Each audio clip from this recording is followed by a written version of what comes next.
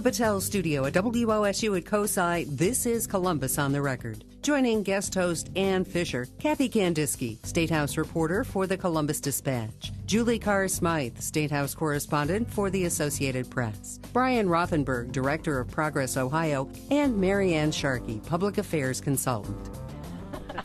A federal court this week, moving on, could potentially establish legal standing for same-sex marriages in Ohio.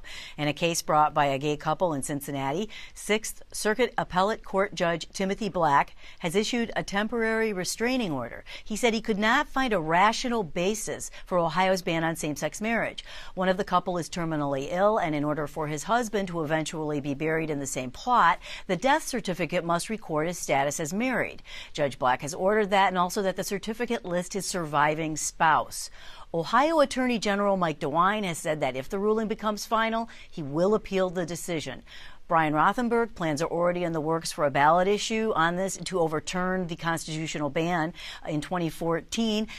Could this be a perhaps viable alternative to that? Well, I mean, I think all of them are viable alternatives. I mean, what a beautiful story. These people love each other. They actually flew him up on a private plane so that he could go to a state where they could get married and flew back. Even the Cincinnati Enquirer has editorialized twice in the past 2 weeks about this issue, and then the last one pointed out that, you know, this issue is a civil rights issue that shouldn't be left to a majority vote.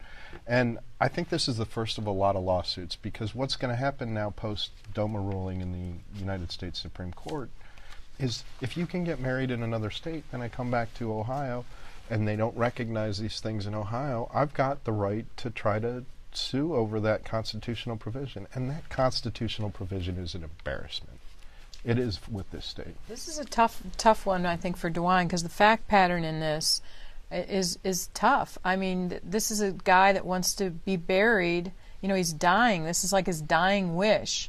It's just a tough fact pattern to kind of go up against. Especially when the Republican Party in the state has, you know, been sort of loosening on this particular issue. We have Rob Portman, you know, saying that he's for gay marriage, and we also have some right to life groups up by the lake, I believe, Lakewood, taking on the gay marriage issue and making it one of their missions to oppose gay marriage.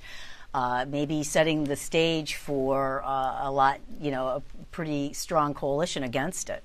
Well, it is not an RD thing. I mean, Jim Petro coming out for this. I think you're going to see other Republican officials and former Republican officials come out for it. I think you're going to see a lot of cross-party push on this, not just Rob Portman. And well, there's actually a lot of gay activists in the Republican Party.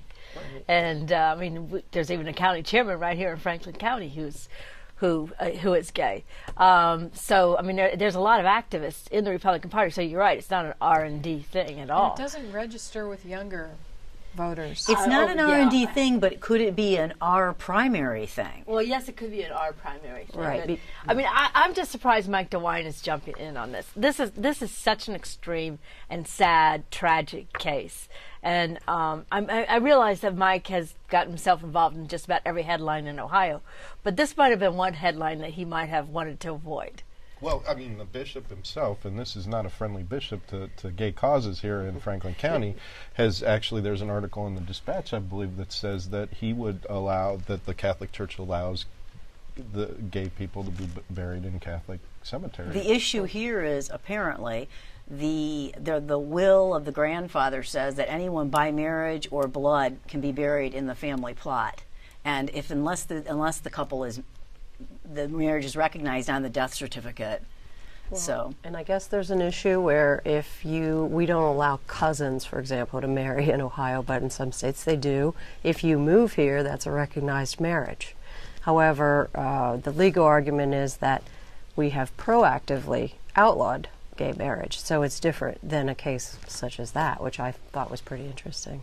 It's also that, you know, the temporary restraining order of this case is, you know, it just applies to this couple. Mm-hmm. So, not to be kind of crass about it, but this gentleman's life is apparently near the end. So, you know, this whole case may go with him, and just stand until that point. And then, you know, something else is going to have to come up to kind of carry it on, whether it's a ballot issue or whatever.